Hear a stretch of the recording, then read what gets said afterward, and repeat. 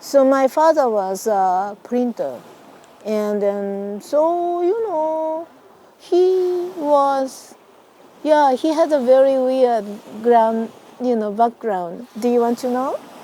Yeah, okay. He went to the war, and he became the teacher of the, kamikaze people. So he was teaching how to say, drive the airplane, and then he was the youngest teacher. So all the, almost all the students of him died. Almost killed themselves. Kind of. Do you know kamikaze? Yeah, so riding a small airplane and just jumped into that. And he was a teacher, and then so. He told me about the war, and then everything he told me was kind of fun stuff. He had a chocolate every time the flight, before the flight, and then at that time nobody in Japan could get the chocolate. So he was so happy to get the chocolate, and the chocolate was like a toothpaste, not really like a solid. And then after the World War II, American came and they got the American chocolate, and that was so good, that kind of stuff, he was talking. So I thought he had a fun during the World War II. But then when I was 13, 14, 15, something like that, I was, already thinking something. We were watching TV, and that kind of documentary about the World War II, and then a small airplane just go into there and then try to, attack the American, the battleship. But then they, shoot the airplane, and the airplane couldn't reach it, and then just, kind of fall off. My father was crying next to me, and then and then why he's crying? I never seen my father crying. So then I realized that this guy had lots of stuff in his mind, and then really traumatized by the war. So after the World War II, my father couldn't live his life well, and then just kind of concentrate on his daughter. So that's me, And then he became Yakuza after that, after he came back from the military. And Yakuza is a kind of mafia, but they're not really like a, I don't know, enough, but then he was talking, about that little. And then at that time, not really brutal, but mostly doing gambling. And then, so I was little, and I asked my father, so why did you quit it? If you keep on being Yakuza, you should be really rich. And he said, I couldn't stand watching people who get the gamble addiction, and that's because of me. So that's what he said. So he has, tattoos covered his, skin, all over, from here to there, That was really impressive for me. Well, I was reading, one of Japanese earliest poet, because I found it my father's bookshelf. He was a massive reader. But then, that was nothing. I read poetry, or I enjoyed it, that's it. But then when I was 16, I just happened to know. At that time, I loved reading encyclopedia from A to Z, all the time. And then I found N. And then that time I found a really nice looking men's picture. That was Nakahara Chuya, and very famous Japanese poet before the World War II. Then, wow, this is poetry. So I went to the bookstore, and then I got the Nakahara Chuya's poetry book. And then I was reading, literature, but mostly novels. So that was my almost first, poem. I didn't understand. So I was just watching, and then for months. But then sometime, suddenly I was in the, subway in Tokyo and leaning toward the door. I was just watching, didn't understand. Other writers, much easier because they are novels. Then suddenly comes here, wow, I understand. So that's the beginning. And then after that, I got into that. I just want to read more and more. And I wrote down, and I copied it, and sent it to my friend. So my friend got bored with that. But I was send it. Means, writing his poetry means it came to me, and it became my, body. And then that was 16. But then I was keep on reading it. But then when I was 18, I had an eating disorder. I went to college already. But then in college, I was very isolated. I didn't talk with people, and I lost my friend. All my friends went to other colleges or so on. So I was really on my own. And then seriously eating disorder. So at that time, I started to think, maybe I have to do something. I have to write. And then I found a class teaching how to write. And at that time, in the college, we didn't have the creative writing courses. So, I went there and started. I was thinking about writing a novel. And I went there. And then suddenly, a poet came in, and he was sweating, and then he was panting, and he said, "I'm so sorry, I'm late." And then, for me, he looks beautiful. And wow, this beautiful, I've never seen this beautiful guy. Then I, registered myself to poetry. And then he asked me to write, not only me, everybody, write some poem. So I wrote my first poem, just like a Nakahara Chuya I was reading when I was 16. And he praised me. Wow, this is really new sense, very sensitive, but then really good. So I wrote again, and he praised me. And I wrote again, and he praised me. Then I couldn't escape. And then after that, I heard, and he was very famous, praising other people, praising the student. So other people also being praised by him, and then couldn't get out from the poetry. Then also, when I saw his face later, much more objectively, he was just a middle-aged man and not really kind of beautiful. But then sometimes, at that time, it's something between me, him, poetry makes us to fix. Then I could get in. I was college student, and then my teacher just happened. I didn't take her class, but then my friend was taking her class. So he introduced me to join some kind of project because I was already writing. And then that was a translation of a Swedish American women poets poetry book. It's called Motherhood. And then, so the teacher was really feminist. At that time, that was kind of beginning of the feminism. And then, not really actually, in the 60s already, but we called it a women's lib. But then it kind of slows down. And then this is, she called herself, like a feminist. That's a new word for us. And then I I kind of joined the project, and I was doing a rough translation for her.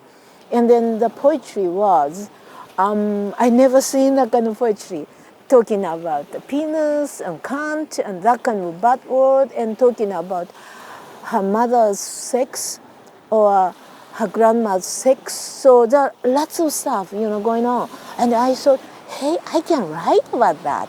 It's fun, Also using a bad word like a cunt, fuck, so on. So we translated into Japanese bad word, cunt, fuck.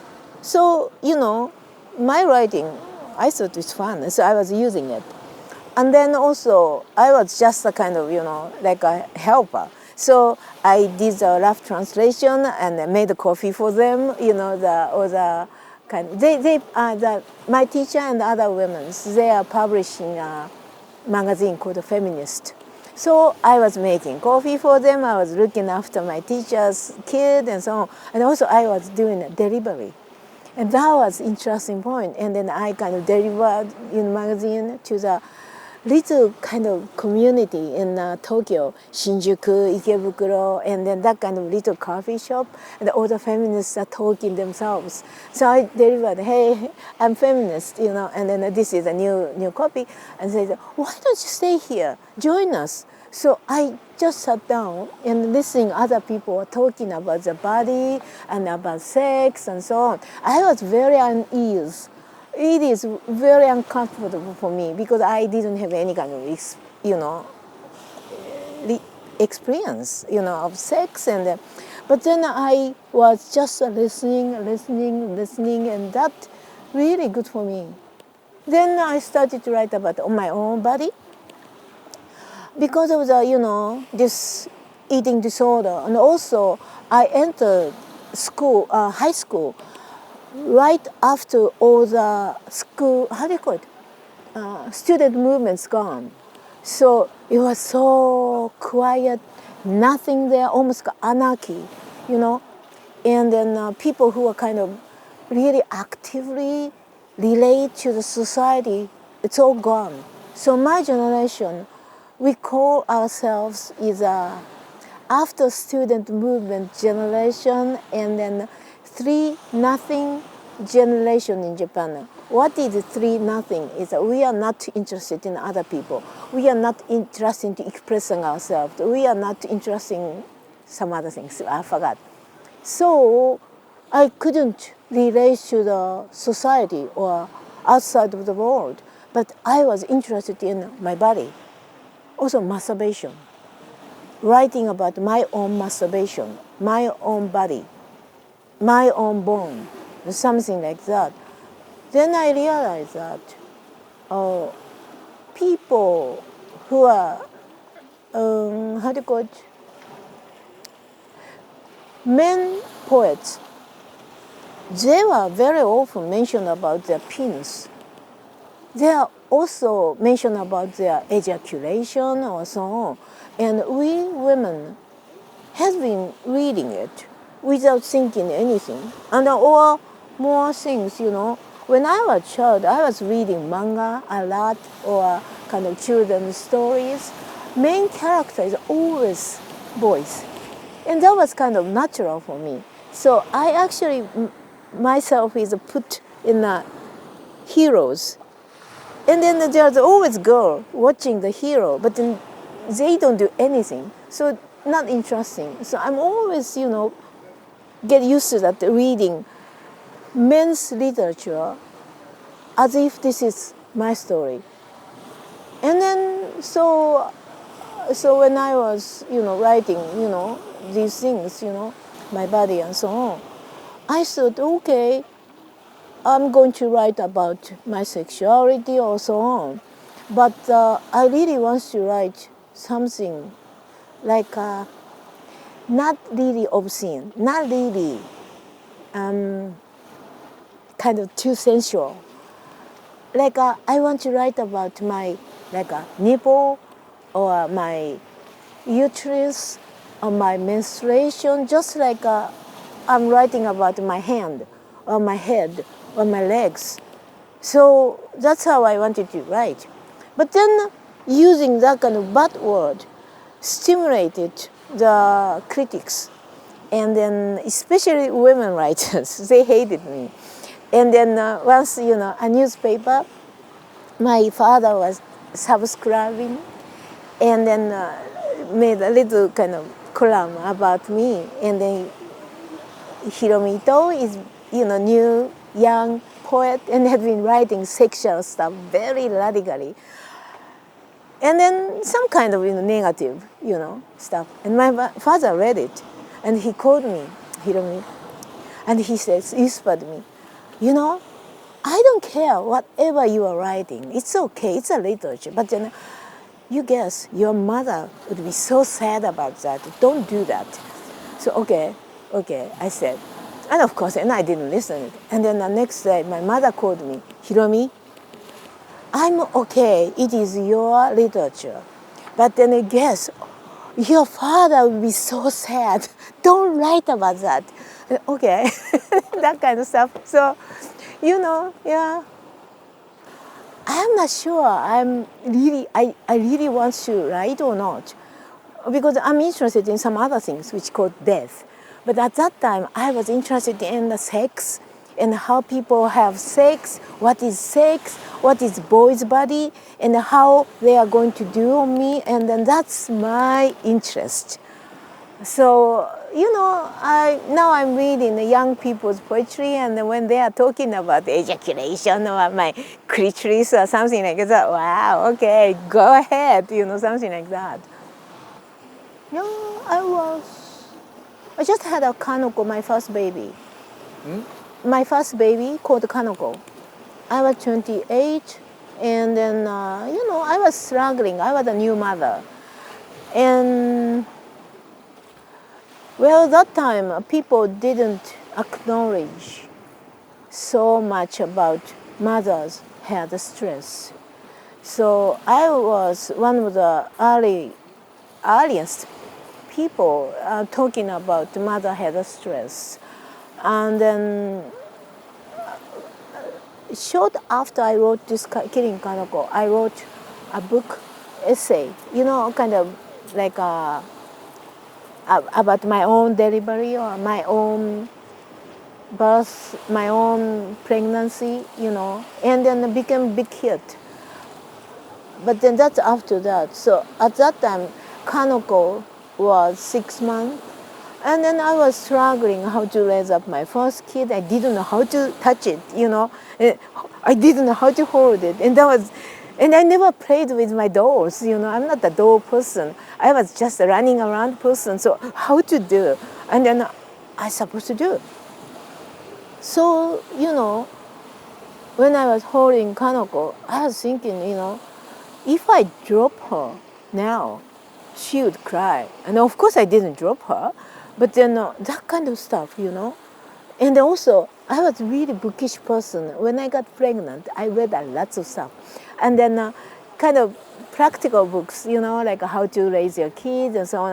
I read it, but then everything is writing about, kind of mother has to do this, mother has to be that, mother has to love your daughter or son or something like that. I'm really rebellious about that. Also, I read so many anthropology, like anthropology on Japanese old traditions or animal behavior. And then I found a very interesting book on the animal behavior. And at that time, they just started to study about that kind of behavior. And that was Japanese monkey scholars. One of the monkey scholars who studied about the herd of the monkey. And then the monkeys, groups, like one male and several female. And then this male led all the kind of herd group, And when he kind of failed to be the leader, new leader comes, and the new leader killed off all the, former leaders' babies. And the mother tried to protect it, but then somehow, once the baby got injured, she just let it go. And then once she let go and died, and she get horny again, and she could be pregnant with a new leader's baby, and then that kind of stuff. And then in Japanese anthropology, people were killing babies, because they didn't have any way to birth control. So newborn baby, just kill it. And then if you go to the rural area, there are lots of little statues showing that the baby got killed. That was almost like for me, joy reading that kind of stuff as a pregnant woman. Okay, I'm going to have a baby, but also there are lots of dirty, dark histories on the baby, raising up the baby. And so, that kind of images. So myself, I've never hit my babies. I was rather kind of calm, really calm mother. But then, poets, I was imagine so many things, and then, and then congratulations on destruction, that kind of repeating. That was, I moved to Kumamoto, it's Kyushu, it's near Nagasaki. And then I was born, I grew up in Tokyo. I didn't know any other places. And then so my husband, ex-husband, got a job there. So we had to move there. And then we had to face our daughter, without being helped by parents, So we started to have a little home, But then this place had a festival, an autumn, and then they had a horse, and then they are kind of calling out for the city and dancing and singing, and then that was the boshita, boshita, boshita, boshita, the boshita, boshita, that kind of stuff. And I saw it, and then, wow, what the energy! And then it's a lot of stories behind this festival, because they can celebrate and we conquered Korea, which is bullshit and it's not true. But then they did. So now, politically incorrect, we are prohibited to say boshita, boshita, because it's a horoboshita, means we defeated. But another explanation of boshita, this calling, is a boboshita, which is in that area, the dialect. Have sex is a boboshita. So it's a very erotic also. Also kind of celebration for the harvest and the horses. So when people are dancing, they are always calling out some word, and then really kind of more sensual, like, okay, the horse's penis is standing up, and we are young, we can do, and something like that. And so much energy. So that's the base on congratulations on the destruction. So destruction is boshita, the very similar word. かの子は私の時間を食い、かの子は私の養分をかすめ、かの子は私の食欲を脅かし、かの子は私の髪の毛を抜き、かの子は私にすべてのかの子のクソの始末を強要しました。かの子を捨てたい。汚いかの子を捨てたい。乳首を噛み切るかの子を捨てるか殺すかしたい。かの子が私の血を流す前に捨てるか殺すかしたい。私は英字殺ししたこともあります。死体遺棄したこともあります。産んですぐやれば簡単です。見つかりさえしなければ中絶より簡単です。見つからずにやってる自信はいくらもあります。かの子はいくらでも埋められます。埋められたかの子おめでとうございます。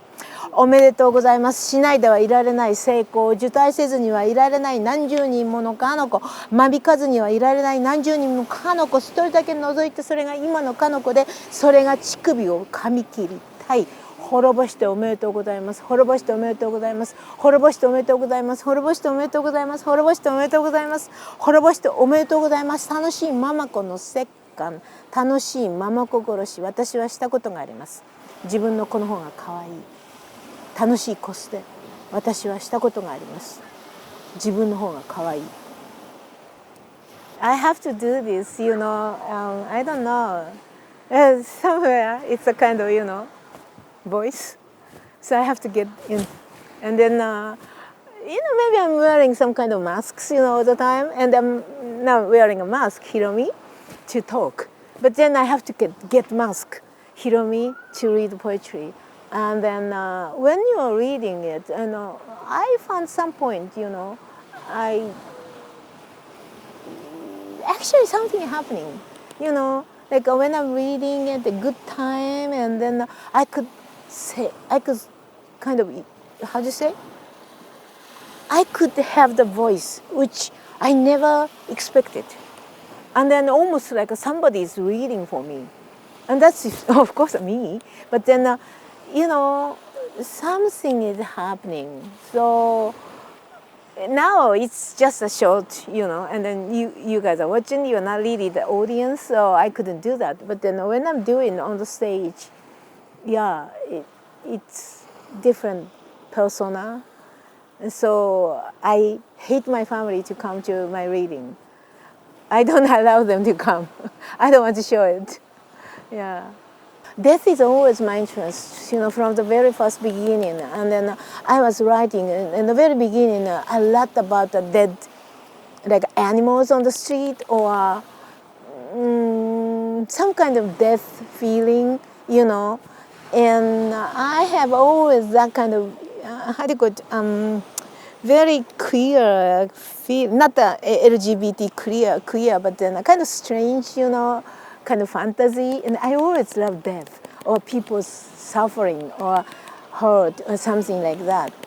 And then since I was really little. So I like that kind of stories, like when I was I was 10 or 11, very young. I asked my father, I want to read Hamlet. And my father was so surprised. Wow, do you want to read Shakespeare? And yeah, I want to read Hamlet and then Macbeth and then Romeo and Juliet. And then I heard somewhere they're very bloody and people got killed. And he really wants to read that part. So my father bought the book for me. And wow, my daughter is reading Shakespeare, But then I was interested in only that scene. But then that kind of way. So death is always some kind of, erotic feeling for me. And I believe that. But then when I was pregnant, I thought, I read lots of books about that. Is it okay? It's too kind of weird. It's okay? Okay. Definitely. So I was reading lots of books about how to make birth. And then it's a description about the birth, how women give a birth. Sounds like death, I imagined. So when I read lots of, Shakespeare or kabuki scenario or any kind of novels, when they're talking about death, they're very similar. Have a kind of, and then that kind of stuff. So I was really looking forward to having given birth. Then when I faced my real birth, it was just painful and then uncomfortable and not really like ecstasy or anything, orgasm, nothing. So I was really disappointed. But then still, that kind of stuff is really my fantasy, which relates to the sex. But I must say, I'm not really SM person. I'm really normal on my sexual activities. I'm just a fantasy. And then that's why it relates to my experience of the harakiri. So I saw the real man was committing harakiri, and maybe I'm one of the very few people in Japan to see it. And then, but anyway, I will tell you later. But then that's kind of way, death and sex is always put together for me. But then my parents get old, and I already moved to California. And then my parents were getting kind of collapsing, getting old. And then my mother, when she was 80 or 81, she just fell over and couldn't stand up. And she got paralyzed, both hands, both feet. And she was hospitalized and then stayed there until she died for 8 years. And then I was watching it, and then that was so, scary but interesting. The real death is there. And then I was always thinking, I'm always thinking about death, but I never seen death. My grandparents died, but then I didn't watch it. It's something, very far from me. I saw dead bodies, animals, but never seen any human. So I was watching my parents dying, and that was any inches, It's so interesting for me. And then my friends started to die because I belong to a much older generation society in California. My husband was almost 30 years older than me, my parents' generation. So everybody's older than me. So they're dying. And then I'm watching, and it's so exciting. And then especially my husband. So death was, at that time, kind of became my reality. And then the reality, the real death, is much, much more interesting than my fantasy death. So I don't think this is orgasm. I don't think this is ecstasy, but something that human has been fighting for, and human has been afraid of. But then we have to go closer and closer. So some point I've been just thinking about this, and then It's almost like when I see somebody's, he will die in 20 years. Oh, this person will die in 15 years or something like that. I'm kind of, do you know that Japanese comic called the Death Note? It's a very famous Japanese comic. It's a guy is having that kind of ability. He can predict, some other people's death. And I was like that. Can you tell me, please, about your experience of this harakiri? How did you come across harakiri? As a young poet, I was writing everything, and then I was writing. I already published a book about kabuki bunraku, which is a puppet show in the early, like a 17th century, 18th century, like a kabuki. Everybody knows kabuki and that kind of stuff. And then in that stories, lots of almost like a misogyny. Lots of women got killed, and lots of women got actually, no, bunraku is only one, but the women, kabuki didn't commit seppuku, but then in a later of Edo era, which is early 19th century, women started to commit seppuku, and that's supposed to be for the men, for men samurai. But then, people had a illusion or a fantasy, women would do, and really erotic. So this is not only me, everybody has that kind of erotic, fantasy. So I published one book about that. So seppuku is erotic, and then I fantasize on that, and then Edo era literature is full of that kind of stuff and that kind of book. So I was rather well known among the seppuku lovers. So kind of idol for them. There are some seppuku lovers.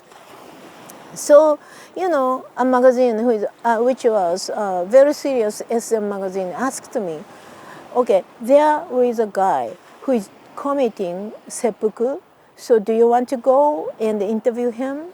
So I said, yes. So that was just happened in my town, Kumamoto.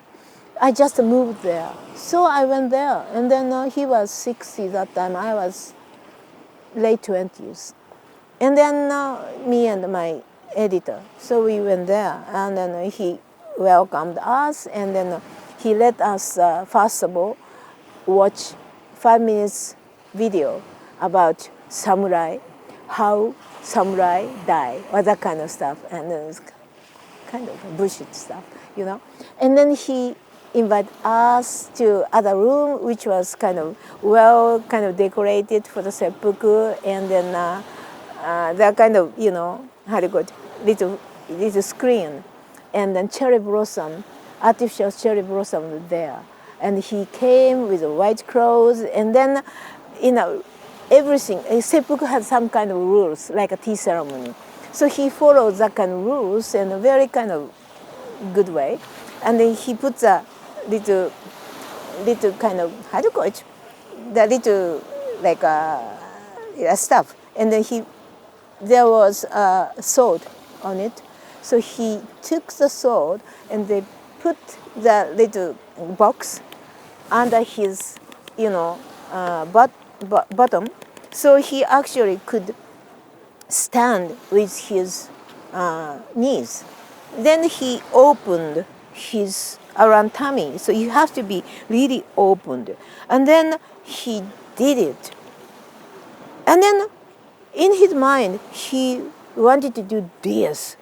And then he do this, to my cross shape. And then he do this, and then die. But if he does that, he dies. So he didn't do. So he cut himself like a 5 centimeter. But then when he put the sword in his tummy, he just gets so pale suddenly. And then the room was filled with the blood smell. Then did it, and all the blood, blood came out so bloody. So I was just watching it and couldn't say anything. Is it painful? Or are you okay? I couldn't say that. I was just watching it. So he did it and then bowed it, and he stood up, he went there, other room. He was a medical doctor. He saw it by himself. And then he came again, and then how was it? And he said, so I said, wow, that was so wonderful. It was so good. And he said, oh, next time, let's do it together. I said, no, thank you. But then I wrote about that into my poetry at that time. Cherry blossoms are falling, and once I visited someone I'll call Miss O, who had a passion for harakiri, and I asked, what kind of person would you like to have commit harakiri for me? For instance, which actor? At this, Miss O responded, well, I've never really thought about that. He crossed his arms, looked up, and murmured again, Oki Masaya, I guess. I've liked his looks for a long time, since way before he jumped off the Keio Plaza and killed himself. Because of that, I can immediately call to mind his face right as he was cutting himself open. That kind. And then after that, he started to do that.